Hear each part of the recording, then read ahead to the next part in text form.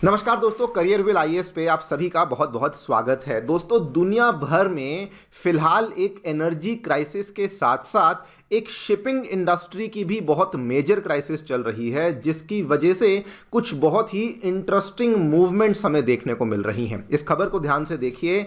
अभी दोस्तों ट्रेंड्स कुछ ऐसे बनते जा रहे हैं कि चाइना, वियतनाम और बांग्लादेश, ये वाली जो कंट्रीज हैं, ये अग्रेसिवली इंडिया से कॉटन यान को खरीदना शुरू कर चुकी हैं। इनफैक्ट इस पर्टिकुलर ट्रेंड के चलते जो इंडिया में कॉटन यान के एक्सपोर्टर्स हैं, उनको बम्पर लेवल का फायदा भी हो रहा है। आप लोग यहां पे देख सकते हैं, China, Vietnam and Bangladesh begin buying Indian cotton yarn. ये खबर आज से 2-3 दिन पहले सामने आई है।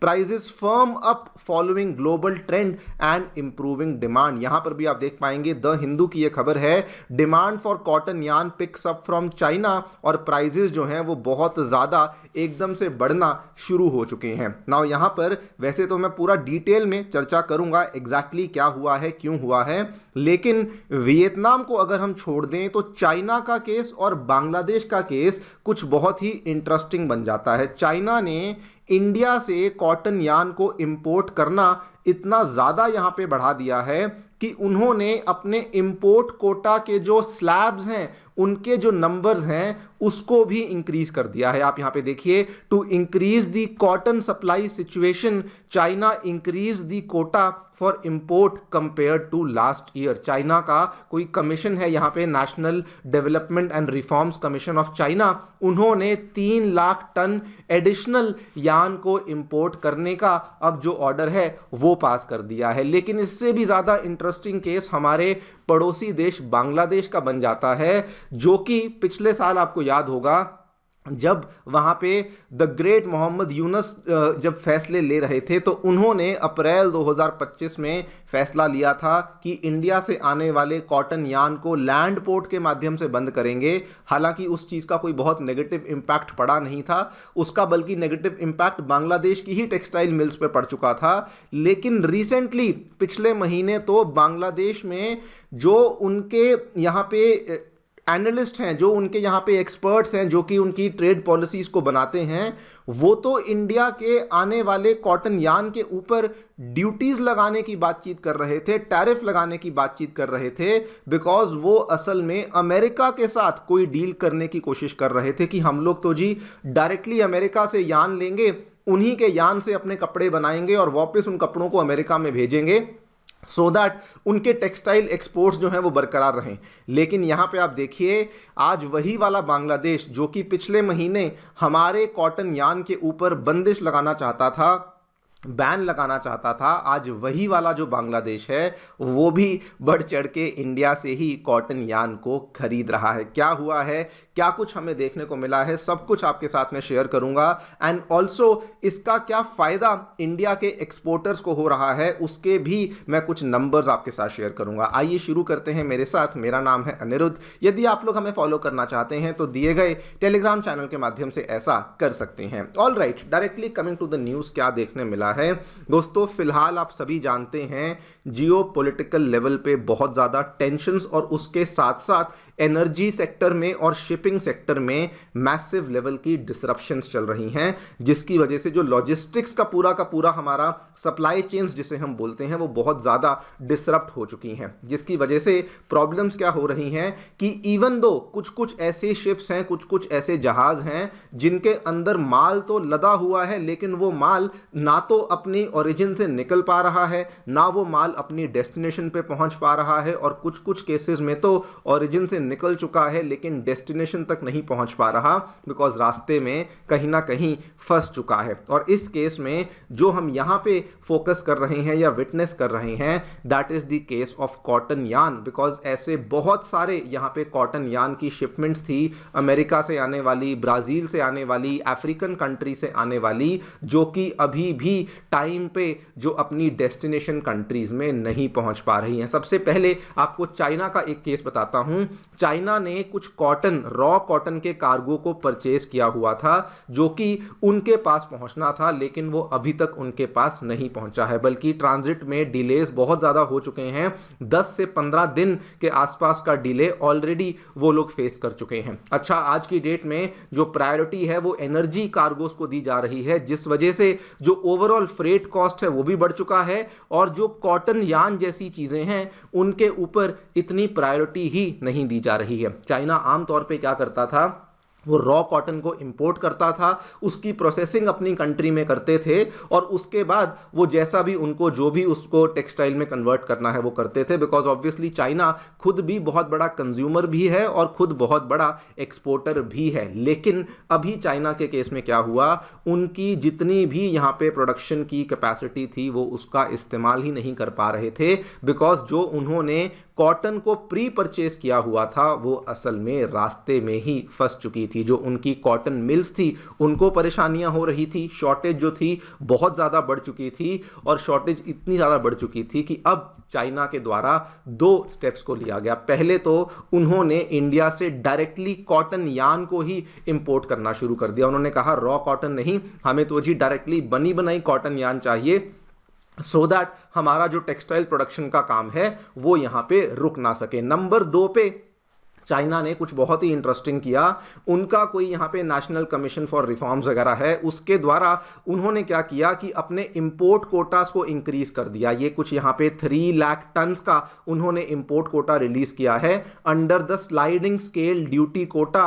मतलब कि हम लोग 3 लाख टन की एडिशनल कॉटन यान को इंपोर्ट करेंगे, उसके ऊपर कोई एडिशनल ड्यूटी भी नहीं लगाएंगे और हम लोग उसको जितना नियरेस्ट पॉसिबल एरिया से हो सकेगा वहां से हम लोग उसको आयात करेंगे। और ये चीज हमारे एक्सपोर्टर्स ने बताई कि वो असल में हमसे ही खरीद रहे हैं, जिस वजह से हमारे एक्सपोर्टर्स को बहुत ज्यादा बेनिफिट भी हो रहा है। चाइना का केस थोड़ा बहुत इंटरेस्टिंग है, यस, बिकॉज आमतौर पे चाइना हमसे ये वाला कॉटन यान नहीं खरीदता था, वो ब्राजील या फिर अफ्रीकन कंट्री से खरीदता था। लेकिन उससे भी ज्यादा इंटरेस्टिंग केस बांग्लादेश का बन जाता है फॉर 2 इंपॉर्टेंट रीजंस। मैं आपको दोनों कहानियां बताता हूं। पिछले साल जब द ग्रेट मोहम्मद यूनस की वहां पे सरकार थी तो 2025 में उन्होंने एक प्रोटेक्शनिस्ट स्टेप लिया था। उन्होंने भारत से आने वाले कॉटन यान इंपोर्ट्स के ऊपर प्रतिबंध लगा दिया, कहा कि लैंड पोर्ट्स के माध्यम से कॉटन यान को नहीं लेंगे। उनकी कोशिश ये थी कि इंडिया से कॉटन यान को नहीं लेंगे तो बांग्लादेश में जो कॉटन यान बनाने वाली फैक्ट्रियां हैं वो चल जाएंगी। लेकिन हुआ क्या, वो वाली तो फैक्ट्रियां वहां पे नहीं चली। इनफैक्ट इंडिया से आने वाला कॉटन यान क्योंकि वो सस्ता था और क्योंकि वो बेहतर क्वालिटी का था तो वो वाला कॉटन यान डायरेक्टली बांग्लादेश में पहुंचने लगा सी रूट्स के माध्यम से। और बांग्लादेश की जो टेक्सटाइल मिल्स थी उनको भी कोई प्रॉब्लम नहीं थी कि पहले भी इंडिया से कॉटन यान आता था, अभी भी इंडिया से कॉटन यान आता है, हमें इस चीज में कोई भी प्रॉब्लम नहीं है। लेकिन उसके बाद बांग्लादेश ने एक और बार सेम गलती करने की कोशिश करी। जनवरी 2026 में तो वो इंडिया से आने वाली कॉटन यान के ऊपर टैरिफ्स लगाने की बात कर रहे थे कि हम लोग 20%, 37% के टैरिफ को लगाएंगे। और उसके पीछे उनके 2 कारण थे। एक तरफ वो अपने डोमेस्टिकली जो उनके कॉटन यान वाले सप्लायर्स हैं, मैन्युफैक्चरर्स हैं, उनको प्रोटेक्ट करना चाहते थे, जिसकी वजह से आपको शायद मालूम भी होगा उनके लोकल लेवल पे डोमेस्टिक कॉटन यान के जो मैन्युफैक्चरर्स थे उनकी हालत बहुत ख़राब हो चुकी थी। और उन्होंने ही बार बार रिक्वेस्ट करके सरकार को बोला कि इंडिया से कॉटन यान नहीं आना चाहिए। तो एक तो ये कारण था।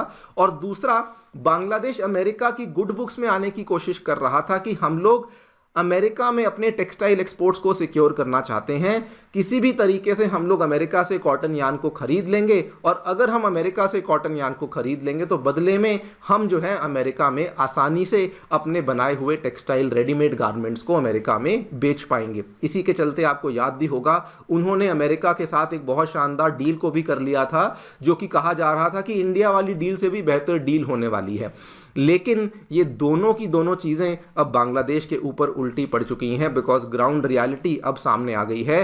पहली बात तो उनकी डोमेस्टिक इंडस्ट्री जो है वो अभी भी इनएक्सपेंसिव या फिर अफोर्डेबल लेवल का जो कॉटन यान है वो अपनी ही टेक्सटाइल मिल्स को सप्लाई नहीं कर पा रही है। नंबर 2 पे अब लॉजिस्टिक्स रियलिटी बांग्लादेश को भी हिट कर रही है कि जो आप दूर दरार से कॉटन यान को खरीदने वाले थे वो तो आपके पास पहुंचेगी नहीं, और स्पेशली जब इतनी ज़्यादा डिसरप्शंस चल रही हैं, इतनी प्रॉब्लम्स चल रही हैं, तो डेफिनेटली नहीं पहुंचेगी। और इसीलिए इंडियन यान को अब वो लोग भी खरीदना वंस अगेन शुरू कर चुके हैं। आप यहाँ पे देखिए कंप्लीट पॉलिसी यू टर्न हुआ है with in a few months, और ये बेसिकली अपने टेक्सटाइल सेक्टर को, टेक्सटाइल एक्सपोर्ट्स को बचाने के लिए बांग्लादेश के द्वारा ये वाला कदम यहाँ पे लिया गया है। ये सबसे बड़ा और सबसे हाईलाइट बन जाता है, जो कि बातें कुछ और कर रहे थे लेकिन रियलिटी में इनको करना कुछ और ही पड़ रहा है। फाइनली वियतनाम का केस, ये कोई बहुत ज़्यादा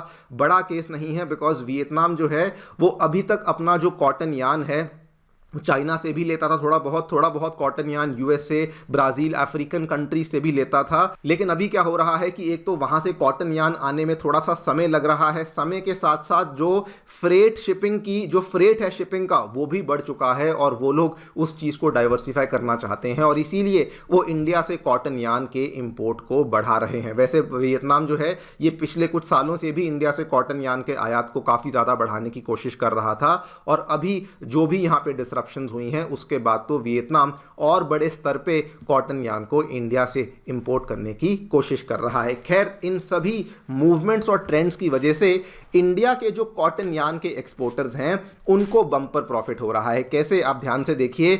सबसे पहले तो कॉटन यान के जो प्राइजेस हैं उसमें सीधा 10 से 15 पर किलोग्राम के आसपास का इंक्रीज हमें देखने को मिल चुका है। जो इंडिविजुअल एक्सपोर्टर्स हैं ये उन्होंने अपने लेवल पे कर दिया है। हालांकि अगर मैं डोमेस्टिक मार्केट में बात करूं तो कॉटन कॉरपोरेशन ऑफ इंडिया जो यहां पर इन दामों को तय करती है, उनके द्वारा 1200 रुपए पर कैंडी के हिसाब से बेसिकली प्राइस को बढ़ाया गया है। कैंडी में अगर आप लोग कॉटन मार्केट को थोड़ा बहुत जानते होंगे, अप्रॉक्सीमेटली 356 किलोग्राम के आसपास आता है, और पर किलोग्राम के हिसाब से मतलब मान के चलिए डोमेस्टिक लेवल पर भी 3 से 3.5 रुपए का दाम बढ़ चुका है, लेकिन एक्सपोर्ट लेवल पर 10 से 15 रुपए प्रति किलोग्राम का दाम बढ़ चुका है। और ये और ज़्यादा बढ़ने वाला है बिकॉज जिस तरीके से तेल के दाम के फ्यूचर्स होते हैं, गोल्ड के फ्यूचर्स होते हैं, गैस के फ्यूचर्स होते हैं, कॉटन के भी फ्यूचर्स होते हैं, और फ्यूचर्स बताते हैं कि वो ऑलरेडी 13% अप चल रहे हैं, यानी कि वहाँ पर भी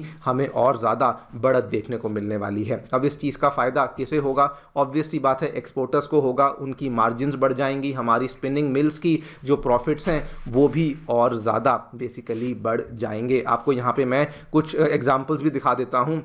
ये वाली खबर देखिए 17 मार्च की।